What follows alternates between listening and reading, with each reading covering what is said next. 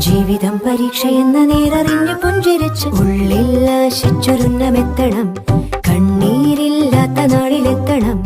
പൂജ്യത്തിൽ നിന്നു മുന്നിലെത്തുവാൻ ഇത്രയും നേരമോ ഇത്രയും ദൂരമോ? ഉള്ളിൽ ആശിച്ചൊരുന്നമെത്തണം. കണ്ണീരില്ലാത്ത നാളിലെത്തണം.